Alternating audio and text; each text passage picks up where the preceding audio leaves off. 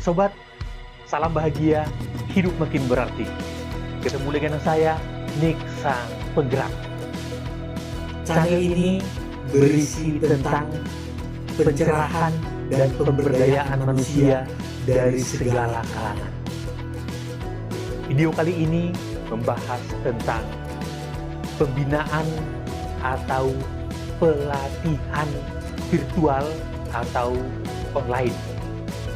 Seberapa berdampak, seberapa bermanfaat. Hal-hal apa saja yang perlu diperhatikan dengan sungguh-sungguh.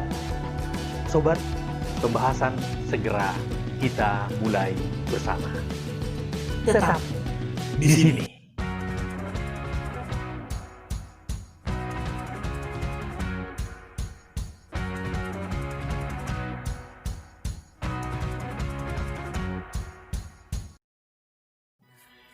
Sobat, berikut ini saya akan tampilkan potongan-potongan video event-event yang pernah saya lakukan sebelum pandemi COVID-19 ini.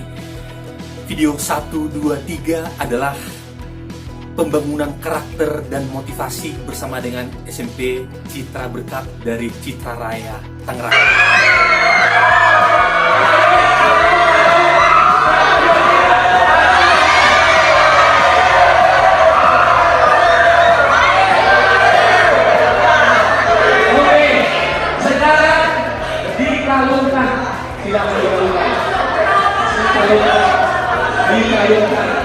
Digalungkan ya.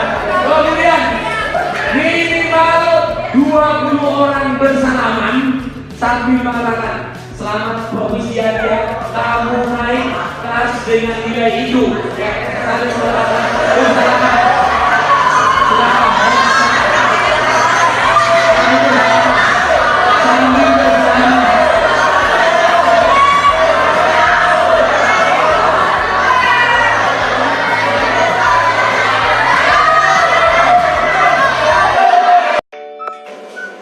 Design Desire Destiny.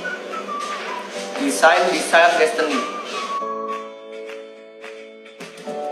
Saya sangat senang mengikuti karakter festival ini, terutama pada sesi yang dibawakan oleh Pak Niko, karena beliau membantu saya mengenal potensi diri saya.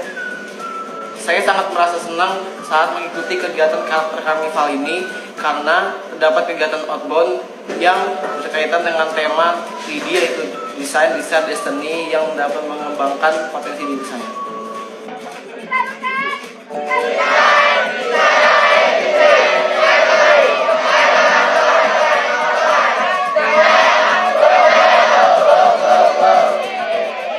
Video 4 dan 5 ini bersama dengan SMA Santa Maria Nangapinoh, Kalimantan Barat. Juga tentang pembangunan karakter dan motivasi.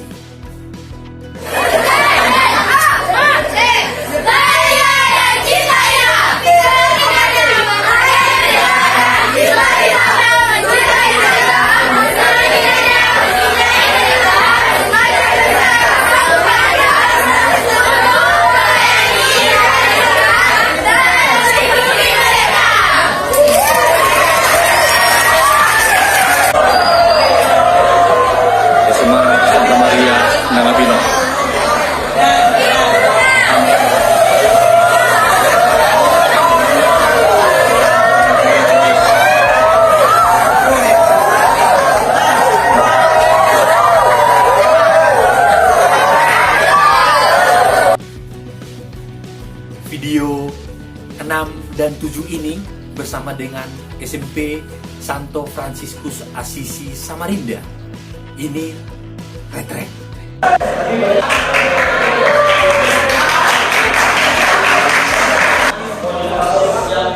Bisa menggerakkan hati, bisa membukakan muka pasangan dalam dan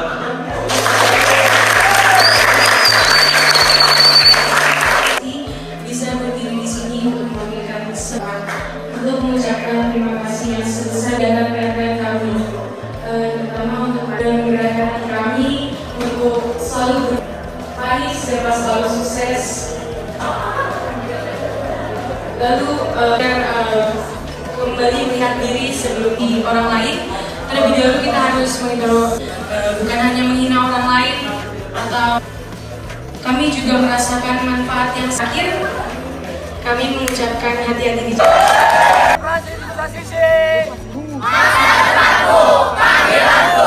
Siapa itu? Saya. Kelas 9 hanya sekali. Teruslah dengan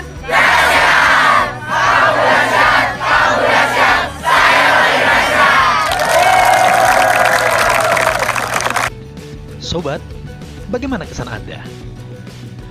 Itu tadi event offline atau tatap muka. Bagaimana dengan event online, ritual atau tatap layar saat ini? Pada prinsipnya tetap sama saja. Ketika merancang suatu pelatihan atau pembinaan, hal-hal yang wajib dipelajari adalah: 1. Kebutuhan peserta. Kebutuhan apakah berhubungan dengan ilmu pengetahuan, semangat, atau keterampilan. Kemudian yang kedua, tujuan. Apa yang mau dicapai? Target-target yang seperti apa yang akhirnya tergapai? Yang ketiga, tantangan atau kendala. Apa tantangan yang mereka hadapi? Kendala-kendala yang mereka hadapi. Apakah itu bersifat pribadi atau bersifat kelompok atau bersikap organisatoris? Kemudian yang keempat, peserta. Peserta siapa mereka? Usia mereka, pekerjaan mereka, status mereka.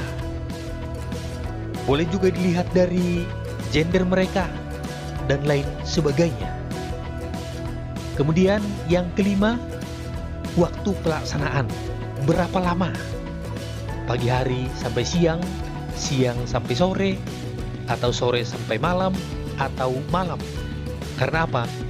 Situasi-situasi itu, waktu-waktu itu mempengaruhi konsentrasi, juga mempengaruhi daya ingat dan daya keterlibatan maupun keikutsertaan. Lalu yang keenam adalah mendesain pelatihan. Mendesain pelatihan ini berbagai macam kegiatan-kegiatan atau proses yang akan dilakukan yang mempertimbangkan butir-butir sebelumnya tadi. Lalu yang terakhir adalah sarana pendukung yang diperlukan, baik sarana yang dipakai oleh peserta maupun sarana untuk bersama-sama.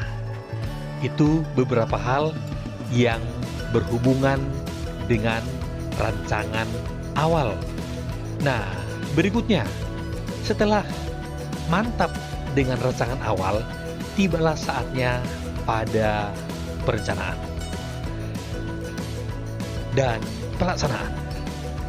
Yang pertama, prepare. Sehubungan dengan prepare ini, utamanya adalah mempersiapkan para peserta, mempersiapkan mentalitas mereka, mempersiapkan perhatian mereka, mempersiapkan semua, termasuk di sini bagaimana supaya fokus ya, perhatian mereka, keterlibatan mereka, peraturan-peraturan awal supaya jelas semuanya, termasuk juga tujuan yang mau dicapai supaya mereka mempunyai semangat baru di awal. Ini penting banget. Bahkan dengan kegiatan online saat ini, yang namanya prepare ini sangat-sangat dibuat mantap di awal.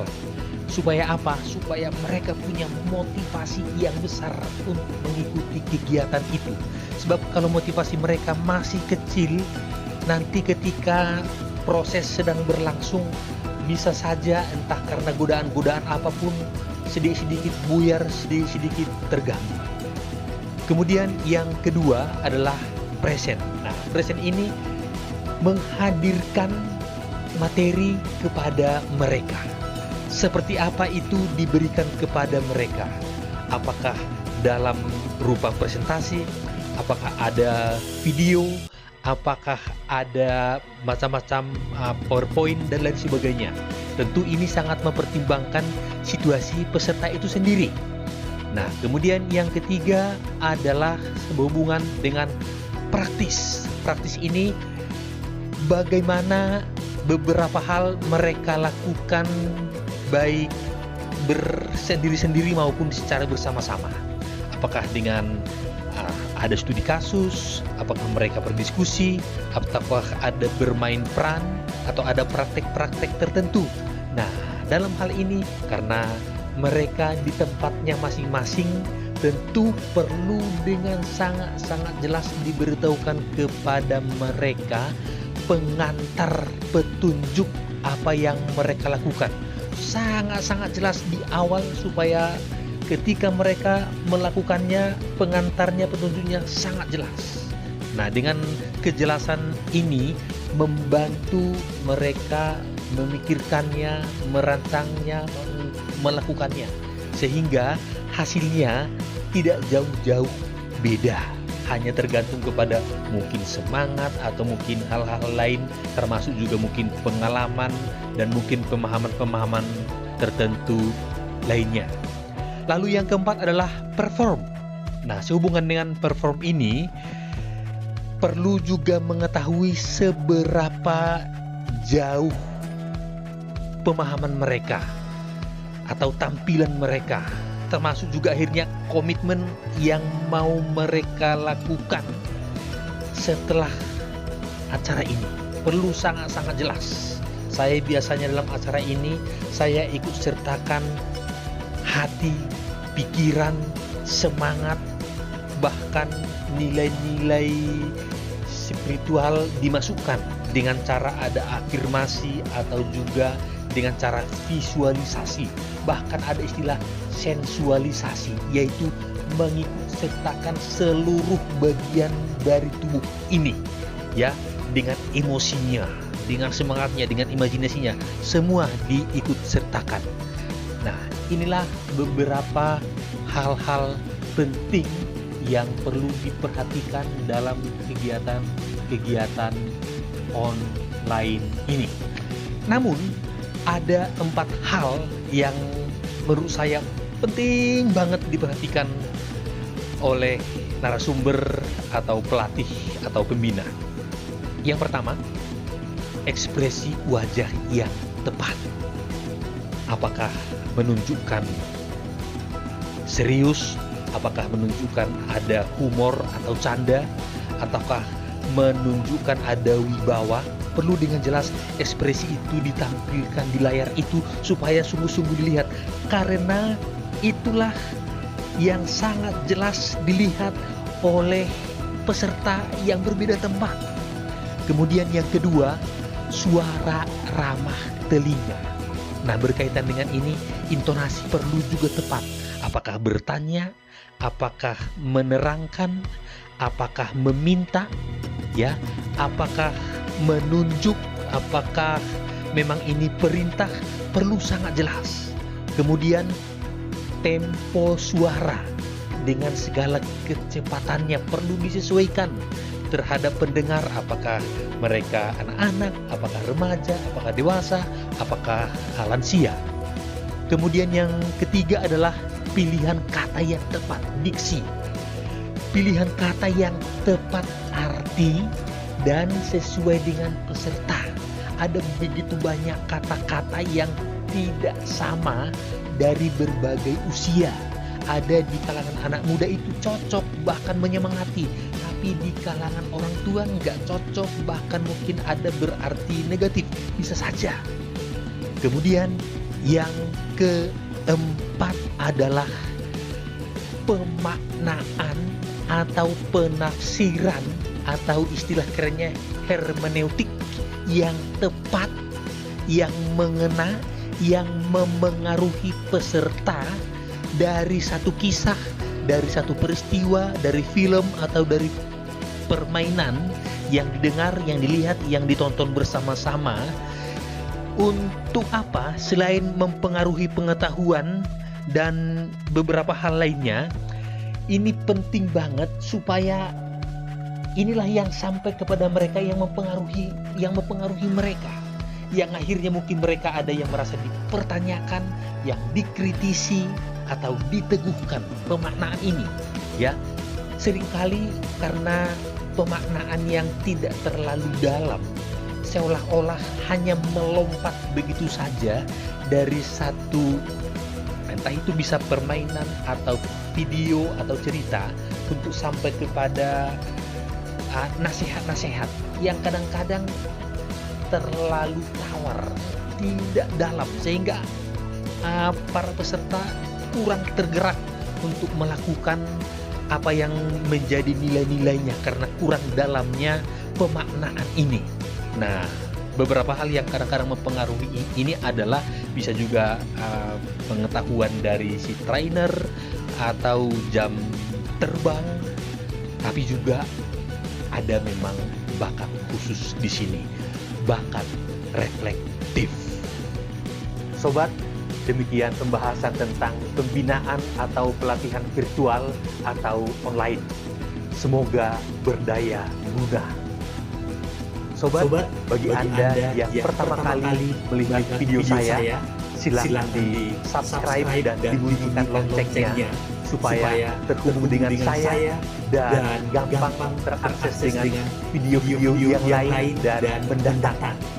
Dan bagi sobat yang sudah akrab, silakan di like, di komen, dan dibagikan kepada siapa saja yang mereka butuhkan. Demikian, salam bahagia, hidup makin berarti.